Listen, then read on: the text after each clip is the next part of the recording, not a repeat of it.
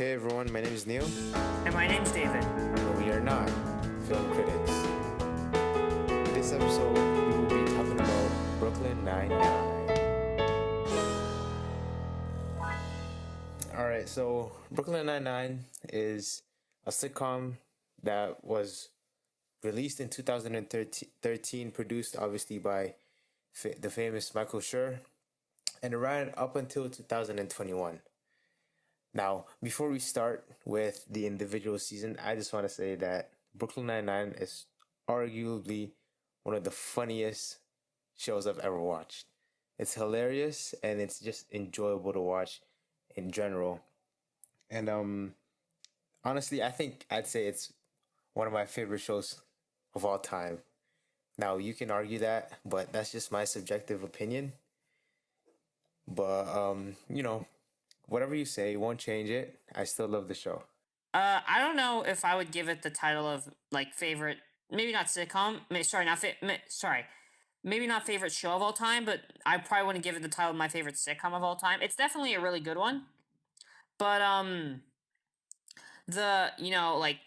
think because I started watching the show, I think maybe sometime around 2018, 2017 ish, and like I got through its whole like 7 seasons pretty slowly, and then I had to wait 2 years for the 8th season to come out, right? Because of the whole COVID-19 pandemic and everything, right? As well as they had to rework the 8th season because of the protests against police brutality. That was another thing we're gonna eventually have to dig into. But yeah, it was. I think it's a really good show. I think the acting is really solid. It's pretty funny. And yeah, I don't. There's no giant like flaw that I can point out like sometimes in other shows where it's like, oh yeah, this is obviously really bad. 99% of the stuff in the show is good or better. Like there's no obvious thing. If you watch this show, you will be entertained. It is like a solid. You'll be entertained. There is nothing that will probably turn you off to the show, and you'll probably you can probably watch any episode and probably just slide right into the plot, which is it does have overarching plots, but a lot of it is just like single season workplace comedy similar to The Office, and it works well because of that. Was that a pun that I heard? 99%, or did I hear that wrong? Oh no, it wasn't a pun, but now I'm gonna pretend like it's on purpose and definitely intentional. Okay, yeah. So 99% of the time was pretty clever of you, but now that I realized that it wasn't a pun, I guess we could move on to breaking down individual seasons of Brooklyn Nine-Nine. So I guess it's fair to start off from season one and then work our way up to the very last season. So David, season one, first impressions? Season 1 of the show, I think, is very good. It's a very good opening to the series. The first episode, I don't know if it's indicative of the general tone of the show as much as like the rest of it is, because a lot of the time it focuses like I don't know. It's very goofy like sometimes, and sometimes the first episode it shows how goofy the show is going to be. While other times it kind of sets it up like sometimes a bit poorly for times when the series wants to get more serious, because sometimes it feels a bit off kilter, like this is like a workplace comedy. I don't know why sometimes it gets a bit, maybe in my opinion, not too serious. Like it tackles difficult subjects. It's just that from the very beginning there's definitely a disconnect between the funny workplace comedy and the setting they're in. Yeah, I'd say season one also super fun to watch. Honestly, I thought it started out pretty slowly, right? The first, I don't know, 3, 4, maybe even 5 episode.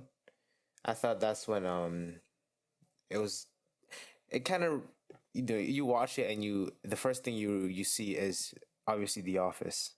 Not only the obviously Michael Schur being a office writer, but you could definitely tell they were going for that mockumentary style of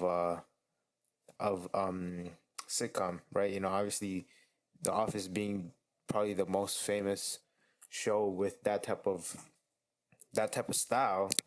You can definitely see a lot of Office stint in the first, I guess, more specifically the pilot episode. A lot of it honestly was just it looked like it was a copycat of The Office, but obviously it had its own storyline. It had its own characters and stuff like that, right? But I thought it honestly, the show really picked up its identity in season six. Sorry, not season six. Season one, episode six. On that first Halloween heist episode, that was when I thought that's when everything started to pick up. You know, that was, I guess, when they started their staple, I guess, phrase you want to say, title of your sex tape in that episode. Yeah, and then that's when Jake became more funny. Not in a way as, you know, he wasn't funny before, but in a way as funny as more lovable. He's more lovable of a character now. And then it just from there on, I thought it picked up all the way to the end. And I really like the how, I guess, season one was like the template of the following seasons, right? Because you look back, you watch the show, you look back over and over again, you'd have similar, I guess I don't want to say the same episode, but you'd have like similar template to the to what season one was, right? Obviously they have the they have a heist every season. They have they have an episode in every season with Doug Judy. They have one about Christmas up until later on. I think they have one about Thanksgiving, obviously, but those two, because those just fell into the I guess the scheduling of the release dates early on. But I thought season one super fun. It honestly, you know, it was captivating, and the end was even, you know, it aged season one. It kind of aged like fine wine. You know, the more you watch, the better it got. You know what I mean? Yeah, I get it. Definitely, as you got into the season, it established more of its own identity. Another thing in this, like, I guess in season one, that maybe it's not as compelling as me for the other seasons, was the relationship of Jake and Amy, because like in the first season I wasn't 100% sold on them, and the second season and the third season, as they go on and on, they actually become a very solid couple, right? I like them as a couple in most other seasons, except in season one they don't really, obviously they're not together and they're more of like enemies than like, you know, like lovers, I guess. I don't. But even in the moments where it's supposed to have chemistry, it kind of falls flat for some reason. It doesn't feel as believable as it should be. Maybe it's because I'm not a huge fan of the trope where it's like, oh, like guy who like the basically man child falls in love with like was a girl, and then, you know, and then he becomes like and then, you know, and then he annoys her, and that's how you can tell like, I don't like that trope, because it generally is not like realistic to real life, where, oh yeah, if a guy's treating you like, you know, like terribly, yeah, that just means he really likes you, and like, no, that's not what really happens. Like, it's just not exactly, I think, a compelling plot, I think. Yeah, again, that's when I guess season one was they introduced the I guess the contrast in each characters, because you can tell, right? Every single characters have their own identity, but you know, as you go on throughout the season, you know, season two, season three, season four, then later on, you can tell how even though they're so different, they you know, the characters and their personalities, they what is that word? What am I looking for? Develops. They become more like three-dimensional. Complement. Oh, they complement each other. Yeah, they complement each other, and so overall they become a better I guess a better team, and that's why, you know, the show, you obviously you like the show for obviously for one character, but you appreciate everybody. There's not that one character that you guess you hate. You know, like for example, again, I don't want to compare it to The Office, but comparing it to The Office, obviously in The Office it had that one show that everybody disliked. Sorry, not one show, one character that everybody disliked. Yeah, and but I thought this, you know, this show Brooklyn Nine-Nine, it didn't have that. Didn't have that problem, because again each characters were contrast to one another, and then they complement one another. So that, I think that's what made it, you know, successful throughout the years. I also feel that the characters in Brooklyn Nine-Nine got development Oh yeah, earlier in the show, and there's less of them, because in The Office there's like, I think 14 or 15 characters, and most of them don't get even like minor development until maybe season 4 or 5. right? Here, there's like six main people, and they all get development really early. So by the end of the season, they feel like already fully formed characters. Where it took The Office almost like 4 or 5 seasons to do the same thing. And while you can you can say which style you prefer. I think I prefer the more definite, less more definite characters. Props to the writers for that. They did a really great job. So I guess we can move on to season 2 now. Yeah. Do you want to start us off, or do you want me to start? Sure, yeah. I'll start us off. Season 2, I don't know if it's my favorite season, but it's definitely a really good one because my favorite seasons are always the ones where what is it? Like because obviously this a lot of the season revolves around the relationship between Jake and Amy, right? And my favorite seasons are always the ones where they're not together because oftentimes when they're together it kind of sucks the fun out a lot of like the drama, but like where they're close and every moment feels like an excruciating pain because they're just not together yet and you want them to get together so bad, right? And then this also has the whole drama with him dating the defense lawyer and what is it? And Amy dating Teddy, and it's I don't know. I'm not usually a fan of love triangles, but this isn't really that. This is more like a love square, I guess. I don't know. I don't know what to call it, but it's really great. And by the end of the season, you actually get some real development, and I don't know. It's really good. I really like it, and a lot of the characters in this one, a lot of the characters, maybe if you felt that what is it, they didn't like you didn't like them in the first season. I feel like this one like definitely solidifies a lot of like not only like their tropes, like what they like kind of categories they fall into, but also what kind of tropes they break out of, what kind of where they're unconventional. I feel like that's really good for the show to go in a new and interesting direction at that time. I just want to say, season 1 ended off with Jake going to undercover Undercover, yeah. what's it called, undercover mission, right? Now, yeah, season 2, I expected that storyline To cover the whole thing, but instead it's just exactly. like the yeah. Yeah. Now I watched the first episode of season 2, like the first 10-15 minutes, and I was disappointed, man. I was like, wow, this can't be happening. Because I really wanted to see what happened, right? Because honestly, it was that in itself could be a whole season, right? Jake undercover could be a whole season, but obviously that's not what they were going. That's not what they were going for, the writers. And I was honestly disappointed, but throughout the season, looking back at it now, I thought that was probably my most, maybe again not my favorite season, but the season that I enjoyed watching the most. Right? Not only do you have you develop greater appreciation for the characters and what they do, but this this season really has some really memorable uh episodes, right? Yeah. I remember like the Jimmy Jab games. That was pretty cool, pretty fun.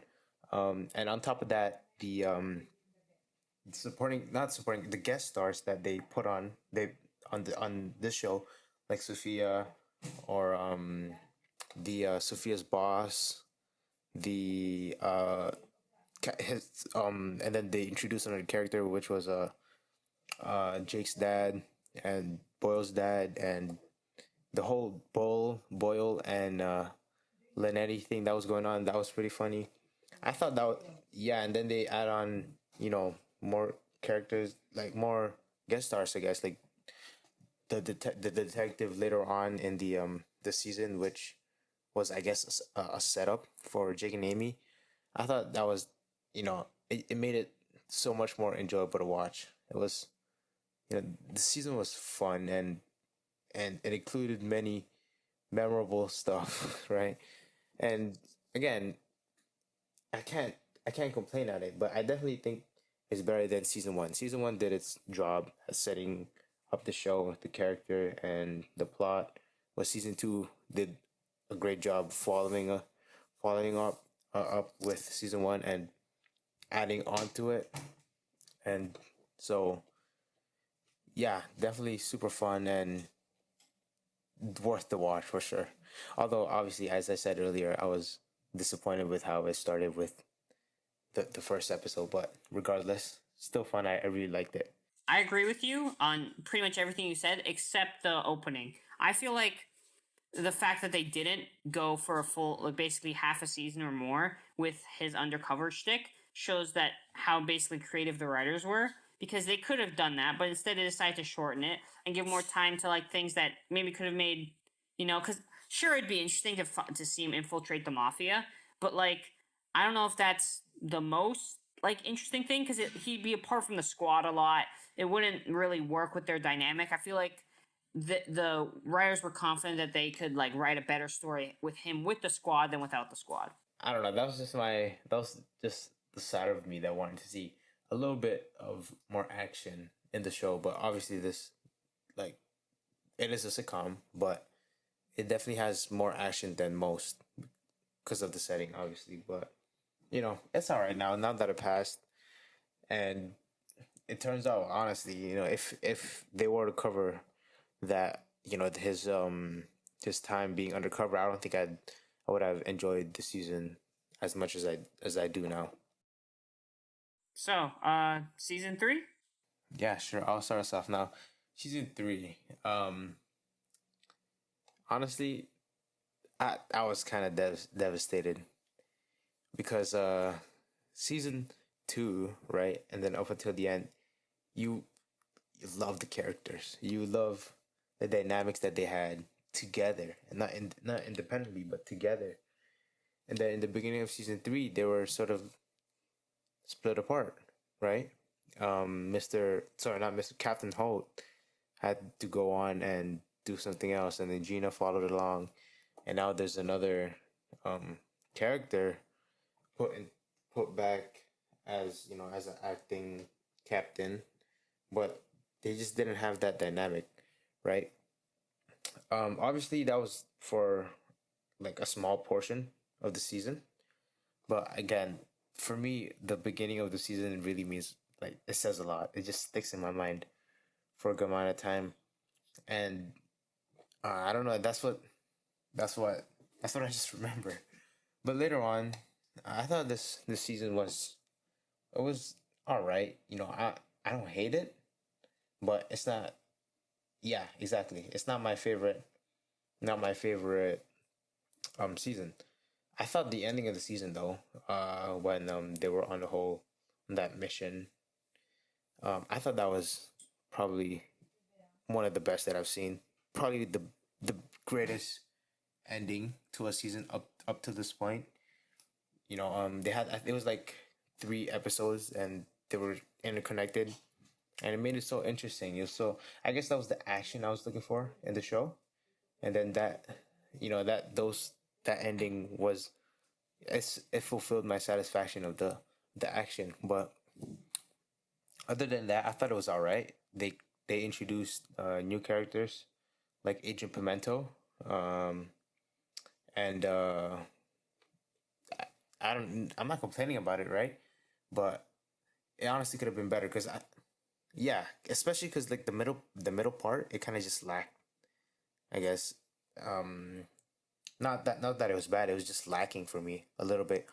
It was just a bunch of okay. Now that obviously they each episode is independent of one another, and but the each episode on this show on this season was so different that it was just hard for me to not appreciate, but to I guess let it sink in,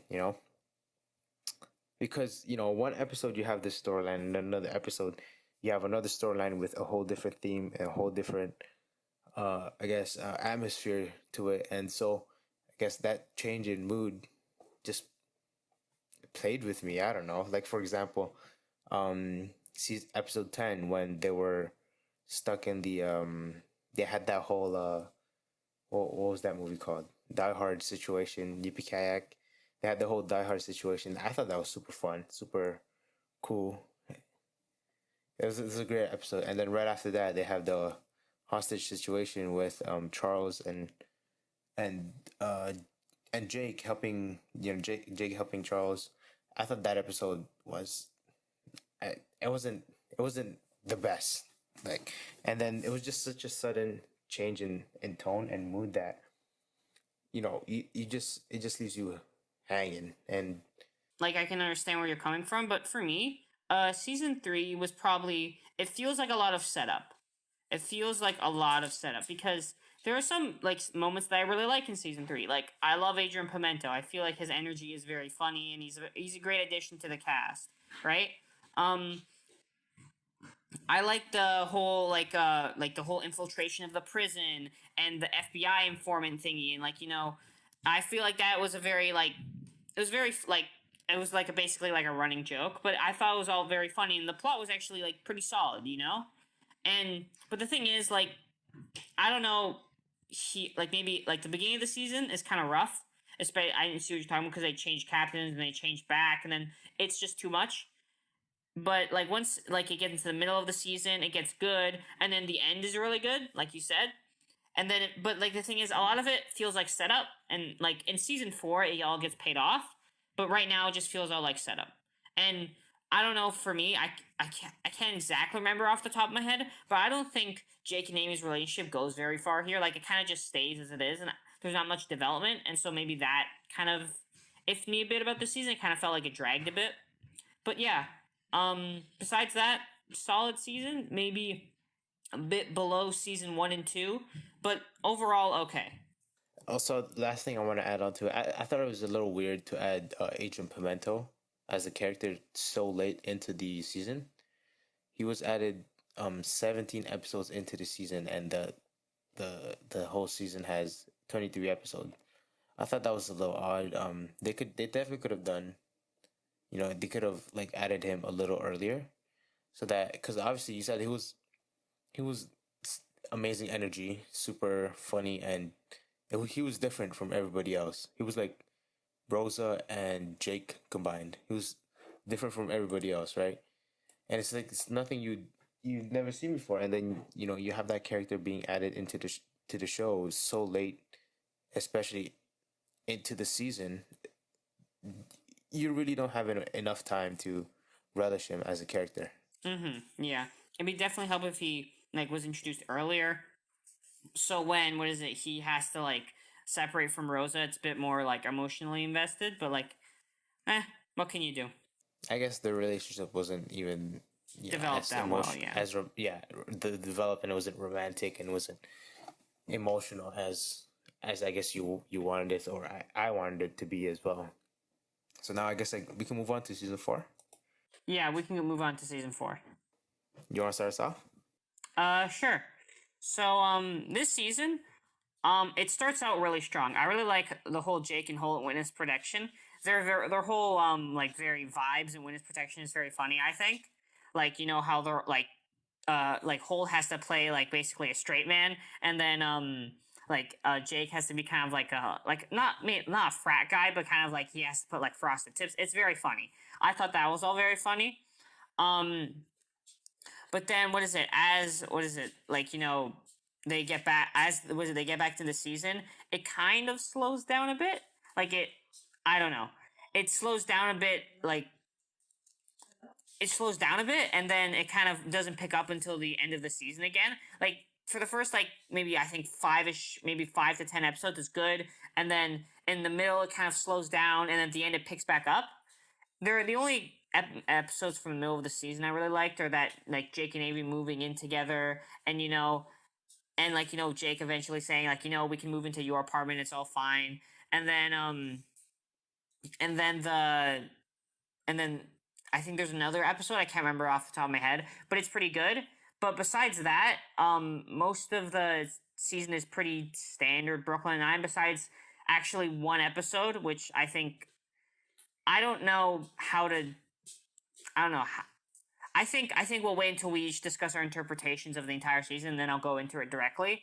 But it's definitely a different kind of episode than Brooklyn Nine has tried before. Because Brooklyn Nine Nine, it's always been a very like liberal show, and I guess they try to like approach like the topic of like was it racial profiling and police brutality, but I don't know if it did it the best. But we can talk about that after you discuss your interpretation of the season. But overall, good season. Maybe slightly better than season 3, but maybe not better than season 1 or 2. Oh wow. Okay, I thought this season was really good. That's Okay. because the first three episodes start off strong, and then after that, season to add cherry on top, they had Jesse Day from New Girl Oh having yeah, a New Girl, the New Girl crossover, that that was good. yeah the crossover that was pretty cool. That was pretty funny.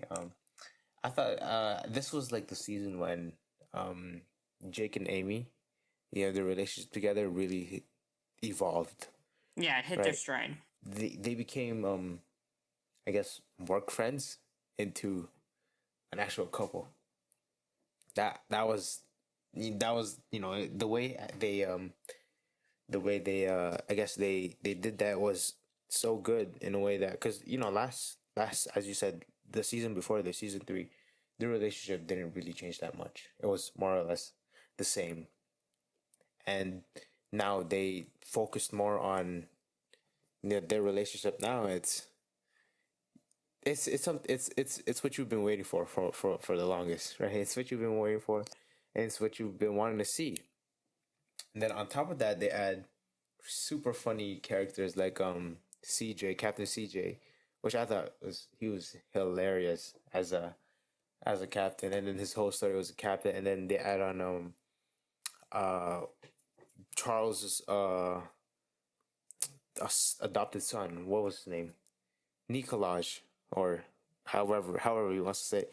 They add on that, and then to focus more on Charles a little bit, and then they bring back that what's his name, a Pontiac Bandit, Doug Judy. Oh yeah, Doug Judy. For yes, those two episodes was honestly I thought was one of the most hilarious episodes I've seen, and I thought this was super enjoyable to watch, and all it was basically each character having, I guess, that one person in their in their lives being brought back to them, and then having the whole episode run on that one person and on that one character, and then that other person's, I guess, history or chemistry, or I don't know how to explain it, but it was basically all it was. And then obviously this season it tackled on the issue of racial profiling with Sergeant. Is he a sergeant or is he Yeah, a lieutenant? Terry. Yeah, Sergeant Terry. Yeah, Sergeant Terry. Which I thought honestly they did a pretty good job. And then later on they are in like season 8. I think I don't without getting too much into it, Yeah, they which I talk think they about did it a lot more. a lot more. But they definitely did a better job in this season than they did in season 8. Um, for me, I'd have to put season. I think season 4 is better than season 1. So as of right now, I'd You have might be right about that. season 2, You might be season right 4. about that. I'm not 100% sure myself, but eh. Yeah. Okay. We could discuss it later on. Okay. So let's move on to season 5. Sure, I'll go first. Season 5. Season 5. I thought was it was kind of like an extension of season 4. Not that it was the same. Not that it was the same. It was, I guess, the formula was like it was more or less the same. Although I thought season 5 overall was a better episode. Sorry, a better season than season 4. It was kind of like the better twin brother of season 4. The first few episodes with Jake and Rosa Binja, I thought those was hilarious with what's that guy's name? The cannibal guy. I forget his name. Oh, Doesn't I have matter no idea who anyways. the cannibal guy is. It's just called the cannibal guy. The cannibal guy, and then again this season was when Jake and Amy's relationship evolved even more. Yeah, finally, I guess culminated is maybe the right word. Yeah, exactly. It culminated, and it got even better than last season. It started off well. The middle part was pretty good too. Obviously, they had that super famous cold open with the So Backstreet tell me Boys. why. Yeah, yeah, Yeah. the Backstreet Boys, and then the criminal. I don't. They're not criminals, right? They're suspects all lined up, and they're singing. You remember? Yeah, everybody remembers that. That was probably one of the most iconic scenes in television history, without a doubt. Without a doubt. And then I thought season 5 also had the best like individual episode of all time with the dentist, interrogating the dentist with Sterling K. Do you recall? Which episode is that? What? It was episode 14. It's called The Box, and it was Jake and Captain Holt interrogating the dentist. Yeah, yeah, played by Sterling K. Oh, you were interrogates a dentist. Yeah. Oh yeah, I love that episode. I actually forgot that episode was in this season. I thought it was in. Oh yeah, that's definitely one of my favorite episodes, especially because like Honestly, it's something that yeah, it's something that I thought Brooklyn. it was. Sorry, go ahead. Go ahead. Okay, we gotta stop talking at the same time. Uh, if like it does something that Brooklyn Nine often rarely does, which is follow a single plot for like an entire 20 minutes, and kind of like actually have a compelling like plot outside of just the comedy. You know, like it's outside of the characters, outside of a comedy. This is an actual compelling plot.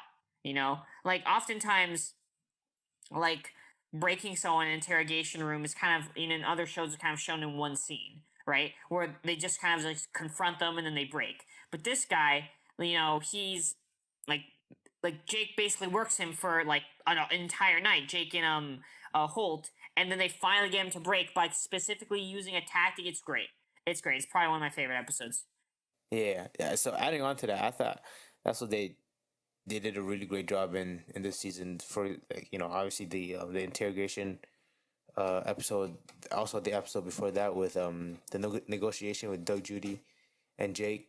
The negotiation, that in itself was obviously the negotiating with a criminal is already I guess an interesting thing to watch, right? But having that dynamic with Doug Judy and Jake makes it even so much better. And then they had the what is that called? The problem with what was, I forget the gangster's name, or it was like a gangster family where Captain Holt and the gangster family, like they The asked them for mobster. help so that Jake. Oh yeah, the Yes, the favor mobsters. Yeah, thingy where he has to return it. Yeah. yeah. Do you recall? Yeah, that whole, it was like 11, 10, the first 10 seasons. Um, I think that was clever, because usually when you watch, up until this point, Brooklyn Nine-Nine, right? Their episodes, they're just, again, as I said earlier, they're independent of one another. But the first 11, 12 episodes of season 5, they have independent episode, but they're all interconnected into one storyline, and which surrounds Jake and Rosa and Captain Holt and the mobsters. I thought that was really good and fun to watch overall. So, I guess I should get into my thoughts on season 5. So, I think season 5 is probably the second, first. I don't know. It depends how I'm feeling. It's definitely. I think it ranks in top 2 of the best seasons of Brooklyn Nine Nine, because it has a really solid opening. With Jake and Rosa in jail. It has a really good middle with like the episode The Box, as well as Jake's proposal during the Halloween heist. And it also has a really good end because like Amy passing the sergeant's exam, and then their whole wedding, and that episode is great. And I think it's an overall. I think maybe some other seasons have higher highs than this season, but I think this is the most consistently good season of Brooklyn Nine-Nine that I think in the whole show. And even its highs are very high. Like The Box is great. The final episode with their wedding is great. I think this is definitely probably one of the I don't want to say best seasons of sitcoms I've seen, but it's definitely up there. It's definitely really good. And whenever I pick I think of my favorite episodes, a lot of them just tend to occur in season 5, like engagement. It's just I think that the writers hit their stride here, and I think because after this season, I think Brooklyn Nine was originally going to be canceled. If I'm remembering correctly. And I remember people like, no, no, no, we can't cancel it. And then so NBC picked it up for season 6 and 7 and 8.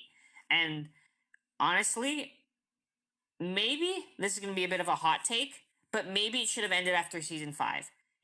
Jake and Amy get married, everyone's happy, everyone's good. Maybe it should have ended after season 5. Because I think this ending here, it ends with a bang. It ends with, I think, what it is probably for most people, its highest like watermark. I think if it went out like that, it might have had a bit more cultural impact. Maybe. I think that's what the writers were. I think it was in the back of their minds that because they knew Fox was gonna. They were Pull the plug, yeah. yeah, they were gonna pull the plug, and they were obviously warned before like what the last filming the last or writing the last episode of season 5. But I think in the back of their minds, they wrote it. They wrote each episode and they wrote the season as if it were the last. Obviously, Fox later on dropped the show and canceled it, and then it was picked up by NBC. That's when the whole turnaround comes in. But I yeah I see why this honestly this would have been a satisfying ending as well. I wouldn't be mad ending the show with season 5 because I thought it was complete and it completes the storyline. Yeah, definitely. Okay. So there's Do you one think? more. Sorry, yeah. Hold on, just one last thing. One last thing. Yeah. Although season 5 was, as you and I have probably expressed various times, it's probably one of the best seasons in the show. But at the time, I was watching it because I watched this show twice.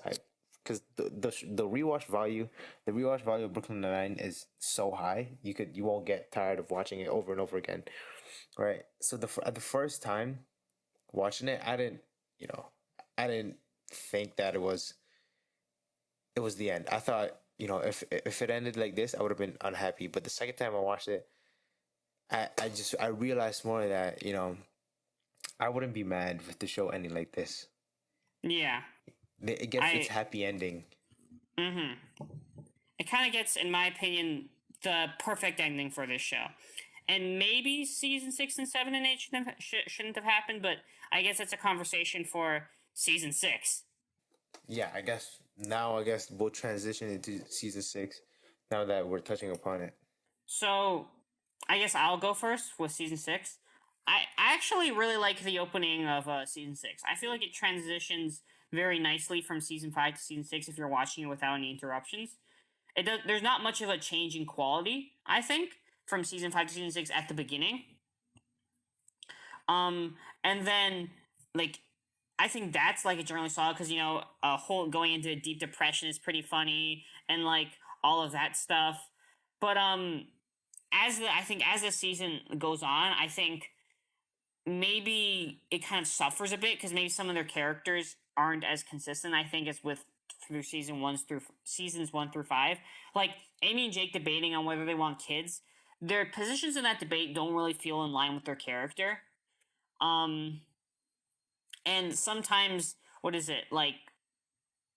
Some of the plots in the show they don't feel as natural as they once did before. Maybe it's like a product of the show getting a bit stretched out. But I think that what's actually happening is that there's new writers and not new writers, but maybe like a new studio, like because NBC is producing it now instead of Fox, and so now that NBC is producing it, they have slightly different like motives and everything, and so the season is different. Yeah, you can definitely tell right off the bat it's a different vibe. Season 6, although it isn't the best season, sorry, it isn't the worst season. It's just the switch in mood is very evident, and for a show as as long as Brooklyn Nine, it went 5 seasons with basically having the exact same template because they had the not the exact dates, but they had consistent release dates, right? It was around I think it would start September, and then it would include the whole Halloween, having the Halloween heist, and then they would have every season did have a Christmas episode. Every season they have a um Thanksgiving episode, but season six, because it started a little later than usual. I think it started. The first episode was released in January of 2019. That was when it was like the whole like this. Not that the cycle was broken, but the routine was altered. It's not bad, right? It's not bad, but as an audience and as a fan who's appreciated the continuity that was happening, you started getting the groove, and that's you enjoy it, right? Every every season you're looking up for that Halloween heist. You're waiting to watch the Christmas episode. You're waiting to watch the Thanksgiving episode. Fortunately, they still had the important iconic like template, I guess you'd say, because they did have a heist. They did have a heist going on, but it was much later.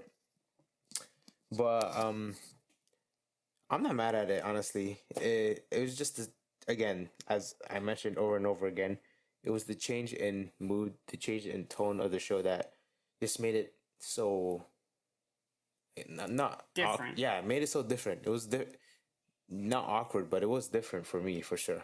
I think even though this season does maybe have some dips in like quality and consistency, I think also some like really good episodes are here. Like I'm looking at the episode list right now, and the crime scene where Jake and Rose investigate like a crime scene with like no leads for like the whole episode is another good example of Brooklyn Nine doing one thing really well. And when they focus on one plot line, it's usually done really well, and I really like this episode, as well as the ticking clocks where it's all taking place in real time. I thought that episode was also really inventive and cool because they hadn't really done an episode like that, And so I think some of the new writers, they did have great ideas. It's just sometimes the ideas didn't always line up with the past characters, and so it often create a clash between them. Definitely the plot like of each episode, definitely, and like the quality of I don't want to say the production, but the quality of how I guess it was again, I don't say production because I thought the production for like when they were with Fox, I thought that was great, but it was you could tell it was different, but not in a bad way. Not in a bad way as you start to hate the show. It was just it's different that you obviously you have to adjust, but as a viewer, as a fan, it's adjustable. It definitely got a little more serious, right? It's not like because season 1, season 5, a lot of it was jokes, right? The joke was like the main thing that the show focuses on. Now, season 6, the plot is what's focused on, and then the jokes, I guess, are just added to it. And as an example, you'd have ticking clocks, as you mentioned earlier. I thought that was a pretty cool concept, but thinking about it now, the plot was the main focus, and then the jokes were just added on. Also, Secondary, yeah, I guess. secondary. Yeah. And then you look at the crime scene. Also, the plot was the main focus, and then the jokes were secondary, and the characters were secondary, and that's what just made it so different. Yeah. I think I definitely agree with that. Well, you have to, David.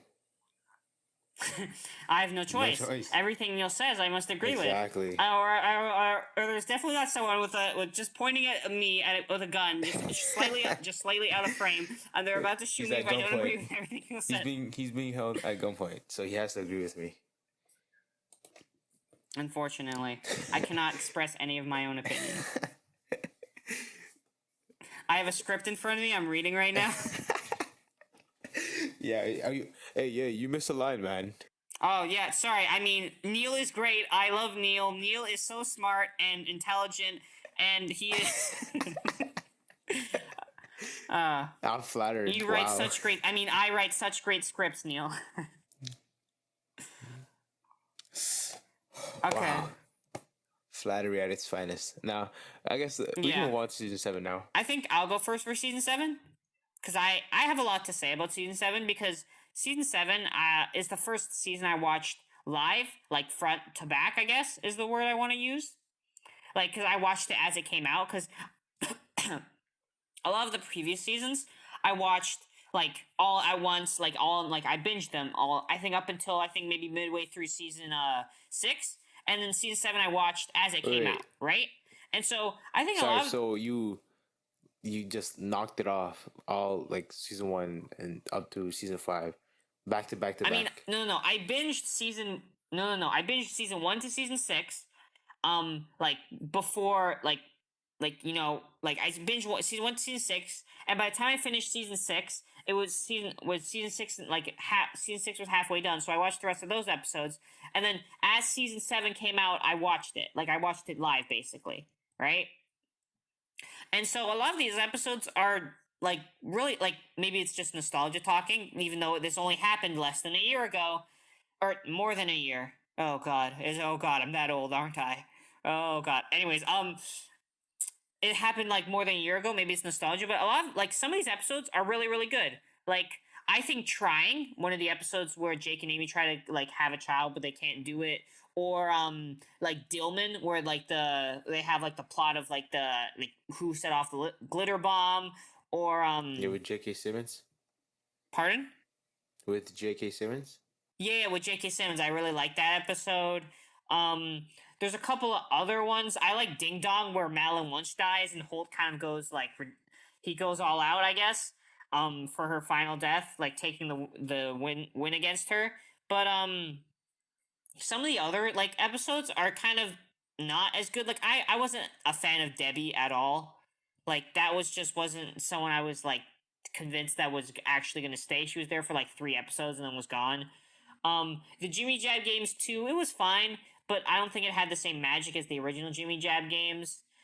Captain Kim, I really liked her actually, but she was only there for 1 episode, and then the was it the 7th Halloween heist, the Valo Easter? It kind of felt like a rehash, or it didn't really have the magic it used to. I don't know, because they strung it out for so long with like yeah, I wasn't a fan of the season 7 Halloween heist. It just didn't feel the same anymore. The episode where was it Amy gives birth was decent, but even then it just didn't feel the same. Maybe it's because this season was only 13 episodes, and like I think it was cut short because of COVID or something. But like even then, it just didn't feel the same. It just didn't feel the same. Some of the episodes were really good, but most of them I didn't vibe with. Yeah, it's different, right? It's so different that the adjustment is so. Excuse me, sorry.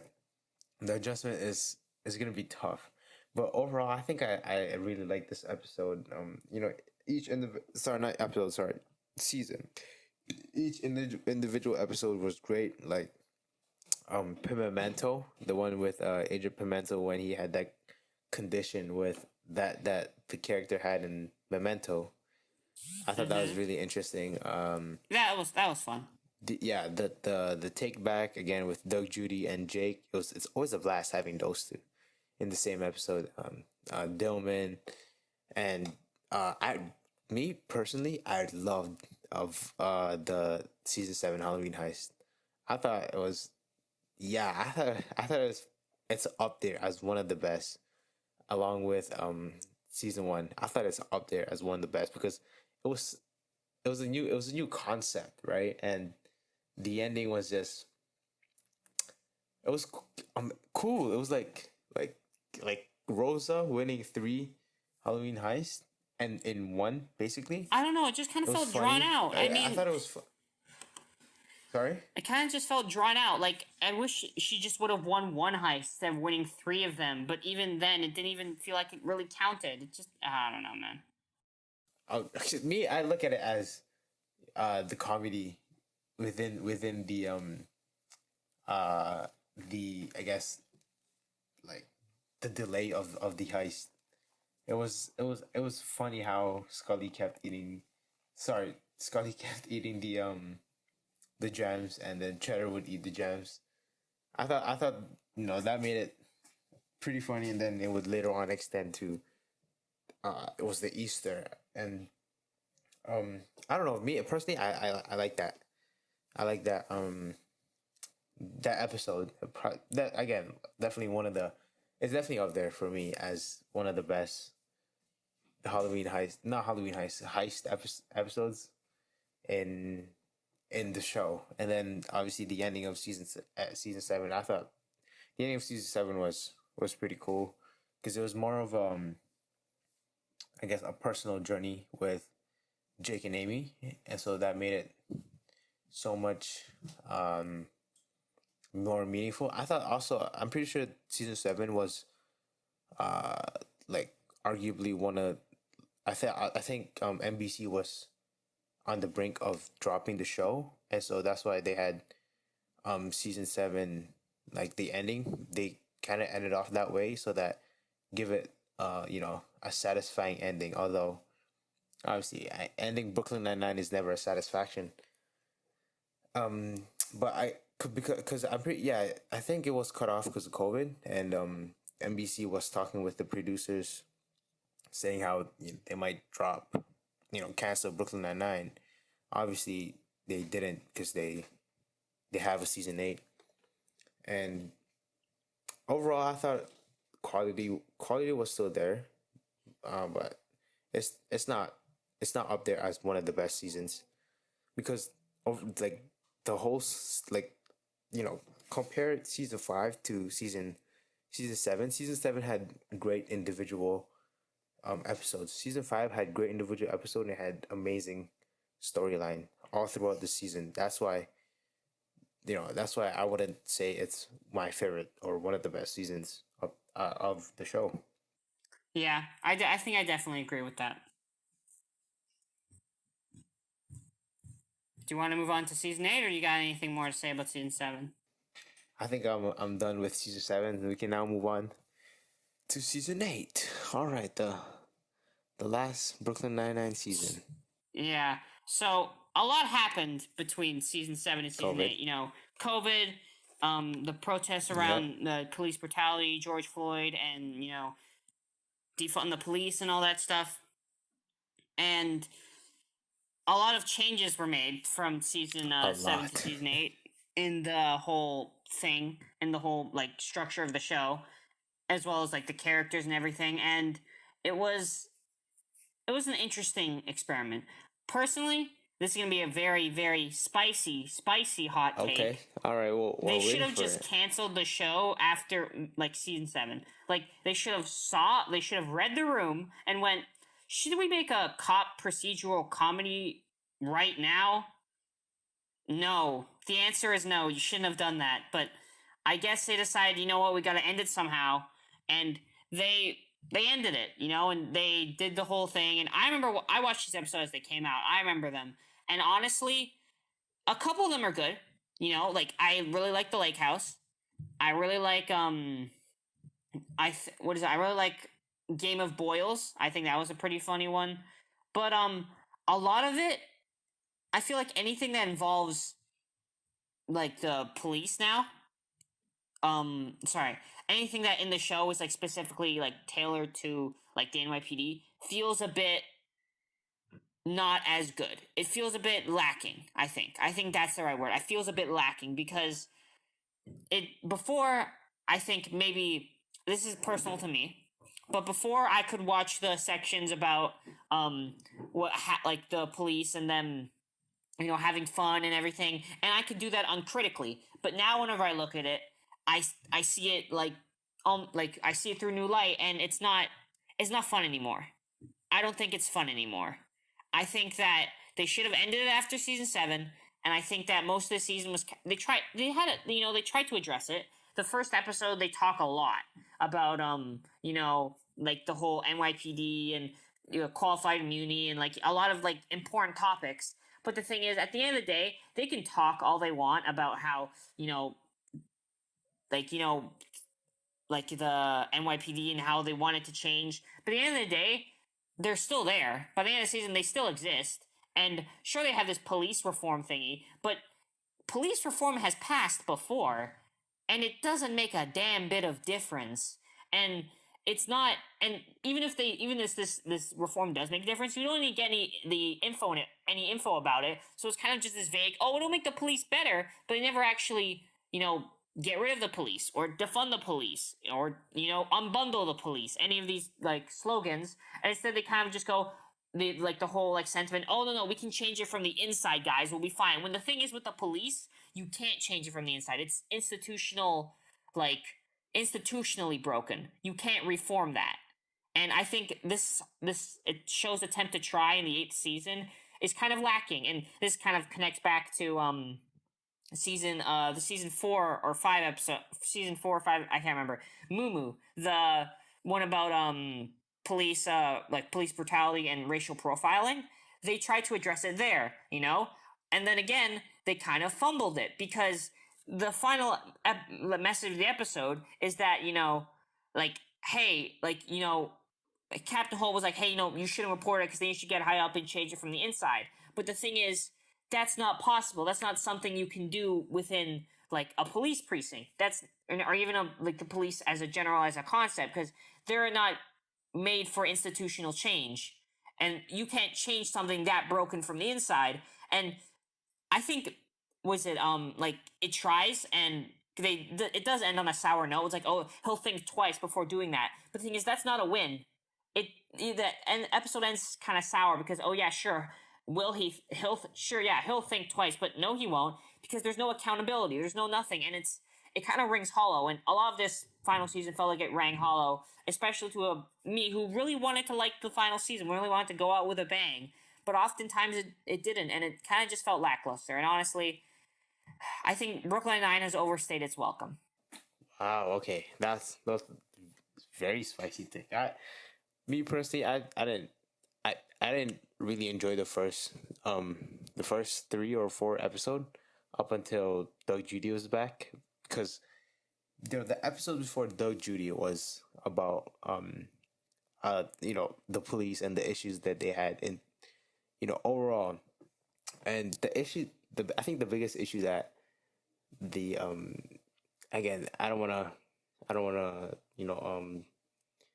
say anything wrong about the writers, but the biggest issue that the show had was they wanted to fix the I guess the whole police thing, like the NYPD, but they themselves, the 99th precinct had issues, right? Because outside of the core characters, all the other police there, they were going on they were participating in Blue Flu, which was the I guess I think it was the protest that they had the walkout. Yeah, protest. Yeah, you can't fix the whole NYPD when you can't keep your own precinct intact, right? And so they were getting a little too ambitious, and obviously the good guys always wins, right? And so in the end, they have the whole what is that? The police reformation. Reform. Yeah, exactly. Reform plan. Yeah. They had to come in and then they get it passed. But aside from that, I thought the rest of the season was great.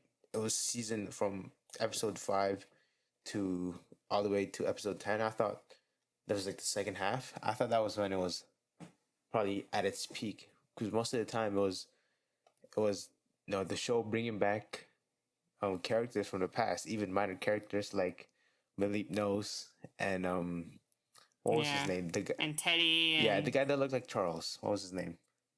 Oh God, I don't think, does he even have a name? I honestly can't remember. I just call him guy that looks like Charles. I remember he had a name. Whatever his name was, they brought him back. They didn't bring him back as um as a, especially in the last 2 episodes, they didn't bring those minor characters back as, as characters to use in the actual plot. They brought them back for the sake of the satisfaction of the fans, right, and the audience, because the minor characters, although they're very, I guess, little and they're insignificant, they still impact the quality of the show. They use them as, as like characters, as plot devices, as they use them for jokes and whatnot. And I thought that was, watching that, it almost made me um want to watch the whole show over again, right? Just to watch the minor characters again. And it was pretty cool that they did that, especially in the last 2 episodes. And I thought they, instead of ending with a bang, I thought they ended off with peace, right? Each character, they get what they want. What was his name? Holt becomes a deputy commissioner. Uh, Terry becomes a captain, and what was his name? Oh, sorry, what was her name? Amy becomes a chief, and obviously Bo stays in the precinct, and Jay becomes a dad, right? He becomes what he always wanted to be, and having those characters finish and finish like that, and with peace and with, I guess, completeness, shows not only how great of characters they are, but the amount of, Yeah, but how much they've grown. yeah, how much they've grown, the amount of character development that they've had all throughout the show. It was just satisfying to watch. It was. I guess the best thing, at least for me, that I can say about season 8 of Brooklyn Nine-Nine is that it makes me nostalgic for seasons 1 through 7. Like, I watched season 8 of Brooklyn Nine-Nine, and I immediately went and watched a couple episodes of season 3 and season 7 and season 6 and season 2 and season 1, and because I'm kind of longing for that time before I knew exactly what was going on. I guess I'm longing for a time where I can, uncritically watch the police on television, where I'm like, yeah, look at all these people doing cool, fun things. But now when I see it, and I see oftentimes misleading portrayals, it doesn't sit right with me anymore. I guess that's my ultimate thing. It just doesn't sit right with me anymore. I think we can end it off at that. I thought last thing I want to say. Brooklyn Nine-Nine was definitely one of my favorite shows of all time that I've watched. It was super fun. Um, while I was watching it, I didn't want it to end, but you know, I realized, some shows, they have to end for the sake of being, keeping the legacy of the show. And may argue that it probably would have been better if the show ended at season 9, episode 9, because 9-9, you get it, 9-9. And but I think no matter where you ended it, season 5, season 7, even season 8, I think you still have that satisfaction from the show. And again, Brooklyn Nine Nine is one of those shows that have really high rewatch value. So, like, 10 years from now, 20 years from now, 50 years from now, this show is still gonna be watched, right? Because it's that good. It's one of those shows like Seinfeld and Friends and Golden Girls, that are etched to stone as like sitcoms. I definitely agree with that. I think, okay. Usually we do at the end of when we review seasons of a show, we try to B tier, we put them on a tier list. Let's do that really quick because we've already gone an hour, and I don't want to. This is already. I think we've talked about Brooklyn Nine enough, but let's do it really quickly. Okay. All right, sure. You ready? Wait. Okay. Instead of putting it in a tier list, why don't we do a ranking from 1 to 8? Oh, okay, ranking. Okay. So, what would you rank season 1? Okay, okay.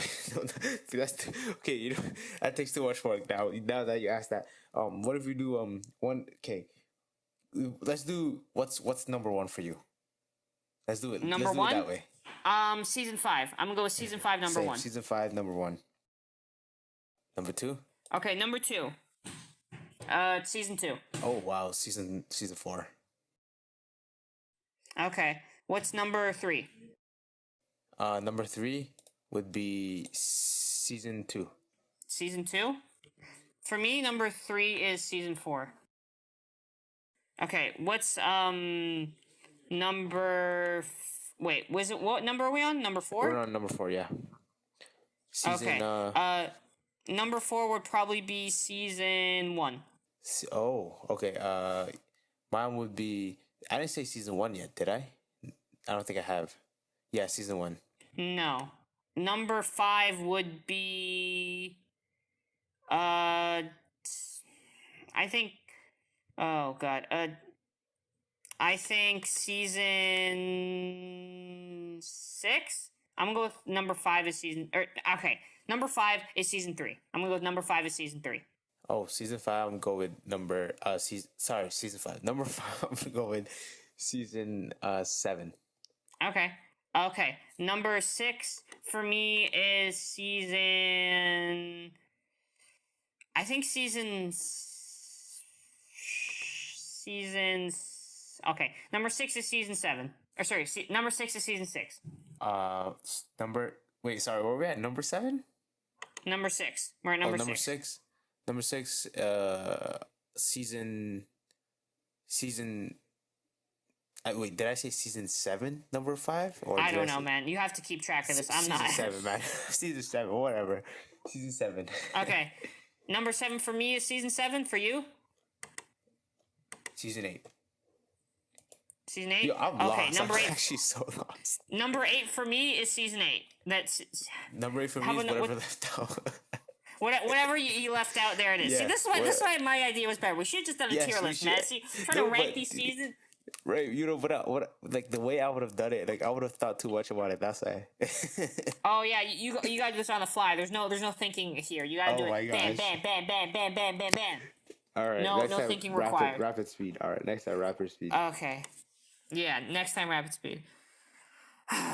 Okay. That's the end of this episode of Not Film Critics. If you enjoyed, please hit the subscribe button or hit the bell or do any of the things that make you keep listening to our podcast because it's very fun and cool. You are very fun and cool. See you next time, and I hope you enjoyed. Special thanks to Nicholas Biancalin. Make sure to subscribe to his YouTube channel at The End Note, or you can follow him on Instagram at endnote_music. Be sure to follow us on Instagram at not.film.critics and on Twitter at nonfilmcritics for exclusive content and news. See ya.